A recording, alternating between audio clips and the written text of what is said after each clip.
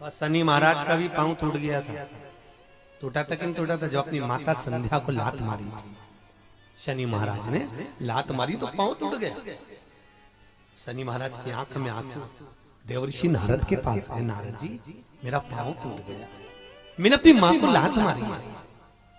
नारद जी बोले तू तो द्रोषी है, तूने अपनी माता को लात क्यों मारी?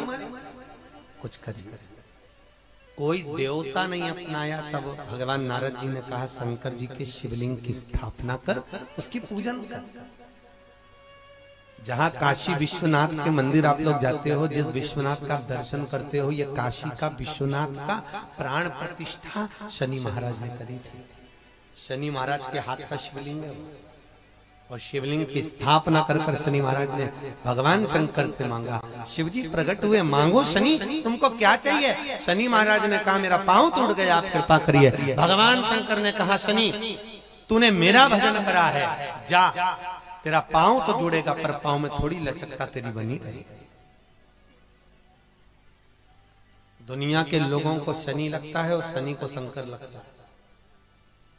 दुनिया के लोगों को शनि लगता है, शनि को शंकर।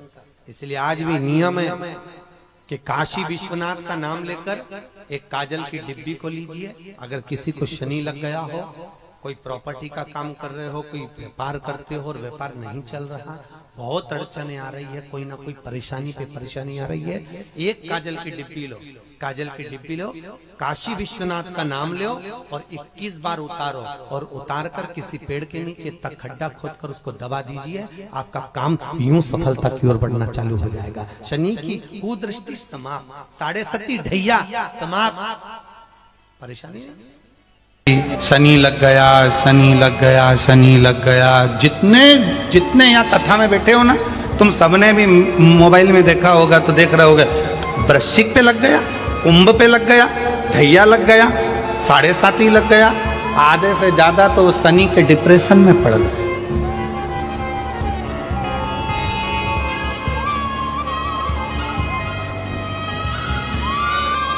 अरे भाई, शिव महापुराण की कथा को उठाकर देखिए। दुनिया के लोगों को शनि लगता है, शनि को शंकर लगता है।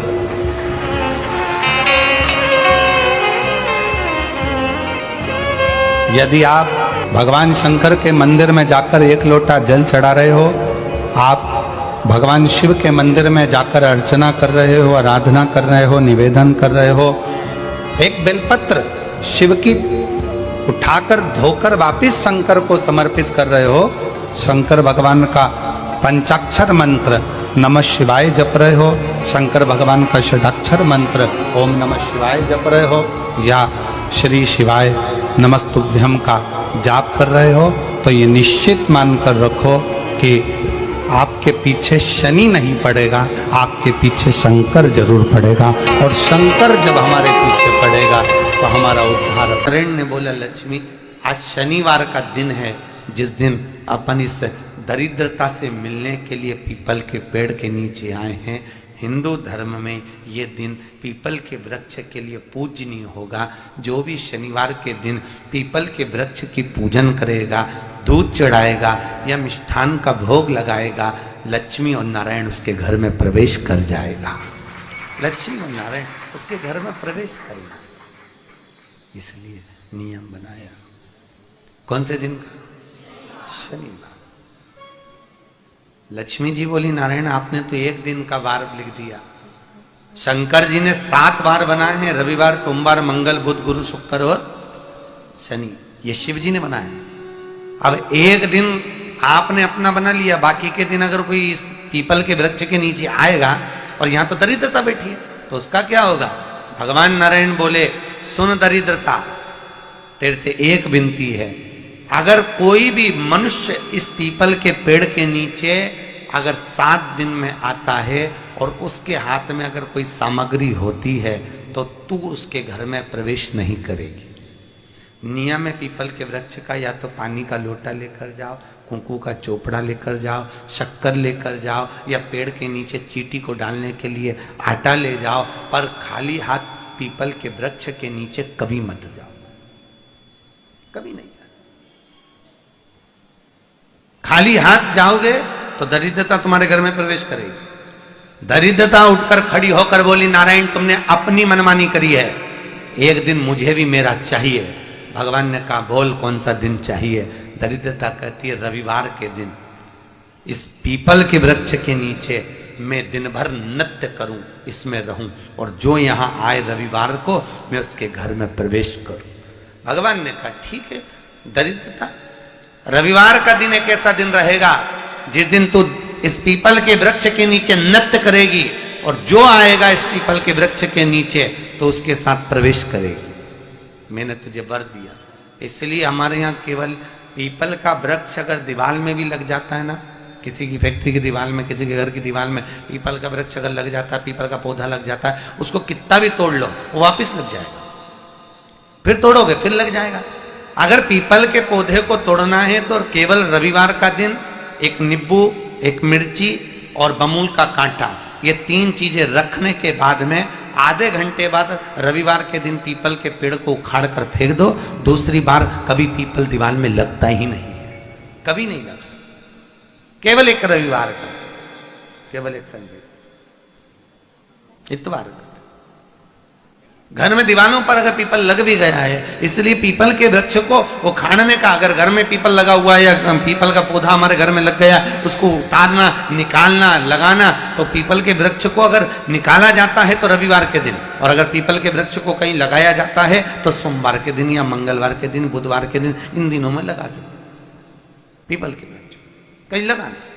शनिवार का दिन एक ऐसा दिन होता है जिस दिन पीपल के वृक्ष को कहीं जाकर लगाया नहीं जाता, क्योंकि शनिवार के दिन पीपल के वृक्ष के नीचे लक्ष्मी रहती है। हम अपने हाथों से अगर पीपल का वृक्ष किसी दूसरी जगह पर शनिवार को रोपित करते हैं तो हमारे घर की लक्ष्मी अपने घर से छिन्न होकर चली जाती है। इसलिए शनिवार के दिन पीपल लगाया नहीं जाता, किसी के घर जाकर उसको वापस पलटा नहीं जाता। लग गया उसको डाल। प्रभु मेरी धर्म पत्नी को कहाँ रखूं आप बताओ? वो तो जहां यज्ञ होता है, अनुष्ठान होता है, दान होता है, पुण्य होता है, सत्कर्म होता है, वहां जाने को तैयार नहीं। अब करूं क्या? भगवान ने बोला, एक काम करो। दुर्वासा जी बोले, जिसके यहां रात्रि में बर्तन झूठे पड़े रहते हो, उसके घर में इस दरिद्रता को लेकर तुम प्रवेश कर जाना। जिसके यहां रात्रि में बर्तन झूठे पड़े हो, वहां लेकर प्रवेश कर जाओ। दूसरी जगह दुर्वासा जी बोले, जो स्त्री घर में दोपहर के समय पर सो रही हो, उसके घर में इसको लेकर प्रवेश कर जाइए। जो स्त्री दोपहर के समय में घर पर सो रही हो, इस दरिद्रता को लेकर प्रवेश कर जाइए। तीसरा, जिसके यहां पर दरवाजे पर कांटे वाले पौधे लगे हों, उस घर में इस दरिद्रता को लेकर प्रवेश कर जाइए। दरिद्रता, कितनी सुंदर बात कही है। दाता और विधाता, कौन कौन? दाता और विधाता। लक्ष्मी और दरिद्रता के सगे भाई हैं। कौन कौन? दाता और विधाता। दाता को फिटकरी प्रिय है, विधाता को नमक प्रिय है। ये दोनों हमेशा लक्ष्मी को और दरिद्रता को, दोनों को समझाते थे, दोनों में प्रेम बढ़ाते थे। आज भी हिंदू धर्म की रीति है। यहां तो ठीक है, जिसके यहां पर भी अगर थोड़ी सी भी परेशानी होती है, थोड़ा सा क्लेश होता है, अशांति होती है, लक्ष्मी नहीं टिक रही हो, काम नहीं बन रहे हो, बहुत प्रयास करा जा रहा हो और हमारा कार्य नहीं होता, तो क्या करते हैं? फिटकरी और नमक को पानी में डाल देते हैं और घर में पोछा लगा देते हैं। आप लोगों ने आजकल फेसबुक पे भी पढ़ा होगा, व्हाट्सएप पे भी पढ़ा होगा। तो क्यों लिखा उसमें? उसका कारण ही केवल होता है कि दाता और विधाता की प्रियता उसमें। माता ख्याति के जो 4 बच्चे हुए, इसमें जो 2 लड़के हैं, दाता और विधाता, उसकी प्रियता,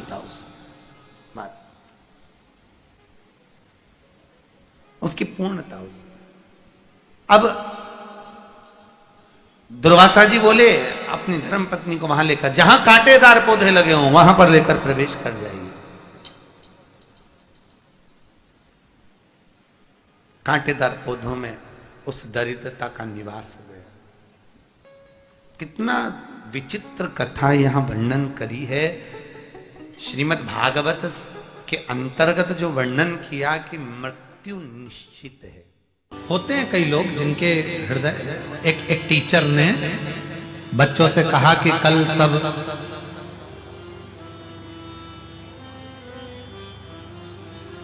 गाय, चूहा, बिल्ली और कुत्ता, इन चारों का चित्र बनाकर लाना। अब उस क्लास में एक बच्चा था, वो बहुत आलसी था, बहुत आलसी। वो कभी अपनी पेंसिल ही नहीं चलाता, इतना आलसी। और टीचर ने कह दिया कि कल आओ तो गाय, कुत्ता, बिल्ली और चूहे का चित्र बनाकर लाना। दूसरे दिन सब बच्चे चित्र बनाकर लाए। वो बच्चा, आलसी बच्चा भी आया और सबने अपनी अपनी कॉपी खोल ली। वो आलसी बच्चे ने भी अपनी कॉपी खोली। टीचर ने पूछा चित्र बना के लाए? सब बच्चों ने कहा हाँ सर लाए। लाओ जरा कॉपी दिखाओ। सब ने कॉपी दिखाई। वो आलसी बच्चा भी अपनी कॉपी निकाला और दे दिया। और जैसे ही उसने अपनी कॉपी दी तो वो तो पूरी की पूरी कोरी थी, उसमें कोई चित्र नहीं। टीचर ने पूछा क्यों? तुमने चूहा, बिल्ली, कुत्ता, गाय का चित्र नहीं बनाया? बच्चे ने कहा सर बनाया था। कहाँ है? सर मैंने पहले चूहे का चित्र बनाया। ठीक है, कहाँ है? तो सर जब बिल्ली बनाई ना तो वो चूहे को खा गई।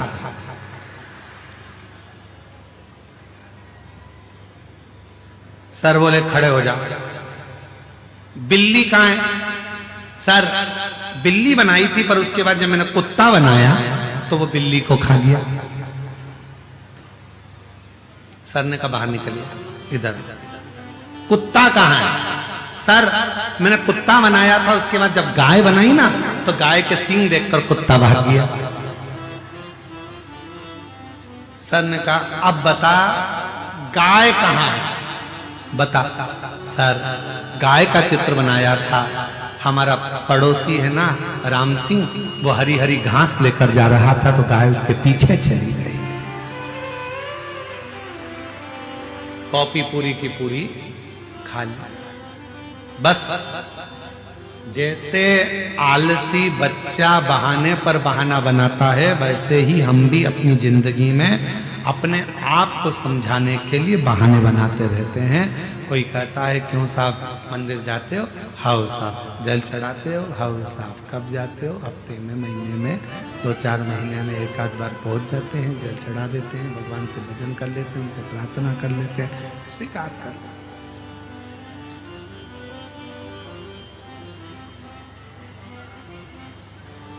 स्वीकृत कर दिया।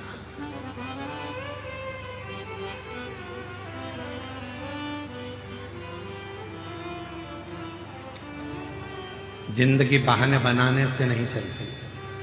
शिव महापुराण की कथा कहती है जीवन में बहाने की जरूरत नहीं है, जीवन में अच्छे कर्म करते करते पसीना बहाने की जरूरत है।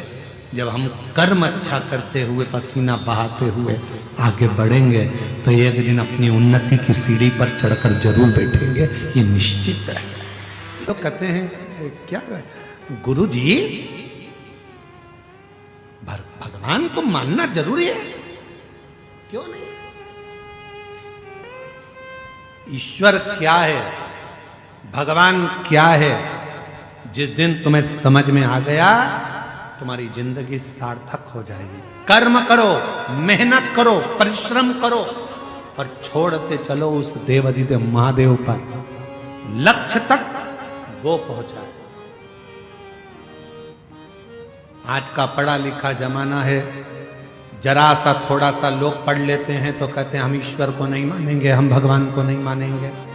थोड़ी अकल लो, वो अंबानी परिवार से थोड़ी अकल लो, करोड़ों का धन है, वैभव है, उसके बाद भी भगवान की भक्ति में हमेशा लगा ही रहते हैं। थोड़ी अकल लो वो बिरला परिवार से, थोड़ी अकल लो किसी अच्छे अच्छे आनंद करने वाले विद्वज्जनों से। थोड़ा सा पढ़ लिए, भगवान को नकार दिया, हम नहीं मानते, हम डॉक्टर बन गए, हम ये बन गए, हम कलेक्टर बन गए, हम ये बन गए, हम परमात्मा को नहीं मानते। मत मानो। जब बीमार पड़ोगे, एक दिन कुर्सी से नीचे उतरोगे, कोई नहीं पूछेगा, तब कमरे में पड़े रहोगे, कोई नहीं पूछने वाला, तब याद आएगा भगवान कौन सा कर्म दंड किया था, भुगता रहा है, जल्दी से ले जा। तब याद आएगा कि ईश्वर क्या होता है। हम नहीं मानते परमात्मा को, हम नहीं मानते भोलेनाथ को, हम नहीं मानते भगवान को। बस थोड़ी सी अध्ययन कर लिया तो सोचा भगवान है ही नहीं, हम कर रहे हैं वो ही सब करेंगे, हम ये करेंगे, हम वो करेंगे। एक बार किसी ने हमको न्यूज चैनल वालों ने बुलाया, बोलते आप साइंस को नहीं मानते? हमने कहा पूरा मानते, पूरा मानते।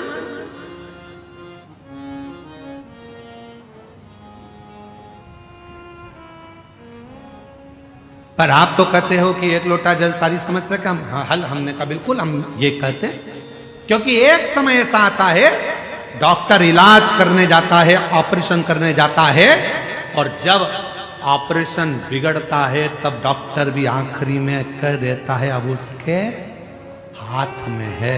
मतलब डॉक्टर को भी मालूम है कि एक डॉक्टर और बैठा है जो तुरंत निर्णय पलट देता है और कुछ ना कुछ अच्छा कर देता है, ये उसको भी मालूम।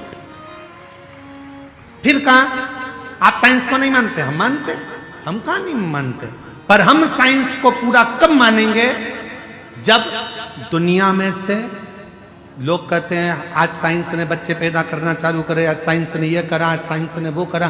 तो हम जब मानेंगे जब दुनिया में से कोई मरना बंद कर देगा, तब जाने कि साइंस ने कोई बहुत बड़ा काम किया। अब पृथ्वी पे से कोई मर ही नहीं लिया, सब यही है, सब यही।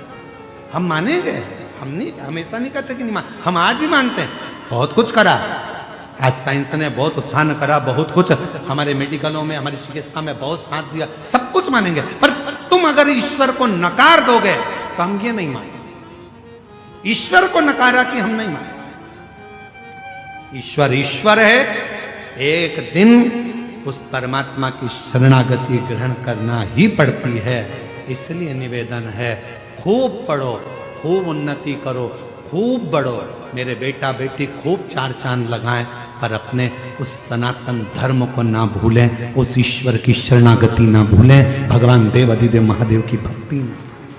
अपने सनातन को मत भूलो। दूसरे कहेंगे हमारे साथ चलो, कोई ईश्वर नहीं है, कोई भगवान नहीं है, देवताओं को मत पूछो क्यों पानी चढ़ा रहे हो, क्यों भगवान को मना रहे हो। दुनिया के लोग कहेंगे क्यों? क्योंकि वो चाहते हैं कि आप सनातन धर्म छोड़कर हमारे धर्म में आ जाओ। ईश्वर को पूछना बंद कर दो, भगवान को पूछना बंद कर दो, कथा सत्संग भागवत रामायण गीता बंद कर दो, ये वो चाहते हैं। पर याद रखना अंतिम गति इसी में है, इसी में। झूठी पत्तल खाने दूसरे धर्म में मत जाना, भले अपने धर्म की सूखी रोटी खा लेना, पर दूसरे धर्म में प्रवेश मत करना। सूखी रोटी खा लो, नहीं जा रहो। दिया भभूति मच्छेंद्रनाथ जी ने थोड़ी सी भस्म दे दी, ले पति और पत्नी दोनों खा लेना। पति गुस्से में आ गया, भस्म खाने से, भभूति खाने से क्या बच्चा हो जाएगा, संतान हो जाएगी? भभूति ली पत्नी के हाथ से और खुद ने भी नहीं खाई, पत्नी को भी नहीं खाने दी। और गाय के गोबर में, गाय के ग्वाड़े में, जहां गाय बनती थी उस गौशाला में, उस भभूति को, उस भस्म को फेंक डाल, चले गए। समय बीत गया,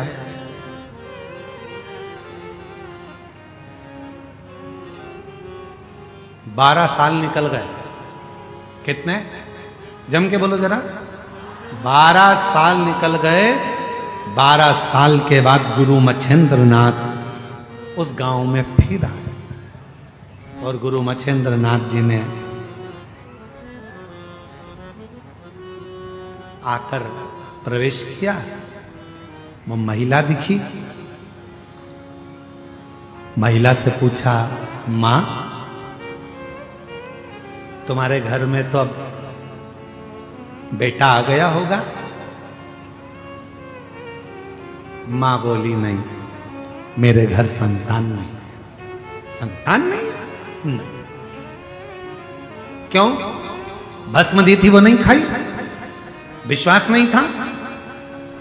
धर्म पत्नी ने, कोई स्त्री ने कहा, बाबा मेरे पति ने हाथ में से वो भस्म लेकर, वो भभूति लेकर गाय के ग्वाड़े में गोबर के ऊपर फेंक दी। गाय का गोबर वो खले में पड़ा था, उसी में वो भस्म पड़ी। मच्छेंद्रनाथ जी ने कहा, यह हो ही नहीं सकता कि मैंने भस्म दी हो शिव का नाम लेकर। कोई शंकर का भक्त यदि कोई वचन कह देता है तो शंकर भगवान को उसे पूरा करना पड़ता है, शिव को पूरा करना पड़ता है। और अगर मैंने भस्म दी है तो तुम्हारे घर में तो औलाद होना था, यह हो ही नहीं सकता।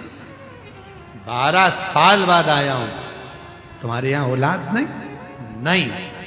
गुरु मच्छेंद्रनाथ ने आवाज लगाई, अलख निरंजन। गुरु मच्छेंद्रनाथ फिर बोले, अलख निरंजन। फिर आवाज लगाई, अलख निरंजन।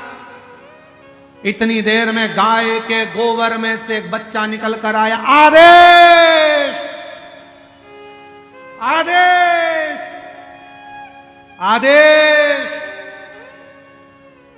दौड़कर आया, 12 साल का लड़का था। खड़ा हो गया, मच्छेंद्रनाथ जी के चरणों में प्रणाम किया। पूछ रहा है, मैं कौन? शिव योगी गुरु मच्छेंद्रनाथ कहते हैं, तू मेरे शंकर की भस्म से, गाय के गोबर से प्रकट हुआ। आज से तेरा नाम गुरु गोरक्षनाथ होगा। गुरु गोरखनाथ, आज से तेरा नाम गुरु गोरखनाथ, गुरु गोरक्षनाथ होगा। शिव भक्ति कर, शिव की आराधना कर। जब शंकर तेरे हृदय में प्रवेश कर जाएगा, जो शिव की उपासना से जन्म लेता है, जितनी जितनी माताएं जिनको 8 साल, 7 साल, 12 साल, 14 साल, 24 साल, 25 साल, 30 साल, 50 साल के बाद बच्चे हुए हैं, शिव की कृपा से हुए हैं, मेरी जीजियों घबराना नहीं। तुम्हारे गर्भ में इतने सालों के बाद जब डॉक्टर ने मना कर दिया था कि तुम मां नहीं बन सकते, डॉक्टर ने कह दिया था तुम्हें औलाद नहीं होगी, उसके बाद भी अगर भोलेनाथ ने तुम्हें संतान दी है, तुम्हारे यहाँ पर 4 लड़कियां थी, 3 लड़कियां थी, उसके बाद भी अगर भगवान बेटा दे दिए, तुम्हारे यहाँ संतान की प्राप्ति हो गई। कोई बेटा बेटी एक भी नहीं था, बेटी ने भी अगर जन्म लिया, बेटे ने भी अगर जन्म लिया, और तुम्हारे घर में अगर औलाद ने जन्म लिया है कई सालों के बाद, और शिव के पशुपति व्रत से, सफेद आंकड़े की जड़ से, शंकर की कथा से, शिव महापुराण की भूमि की रज से अगर तुम्हारा गर्भ ठहरा है एक लोटे जल से, तो तुम्हारे बच्चे की परवरिश करने की जवाबदारी भी उस शिव की है, क्योंकि शिव ने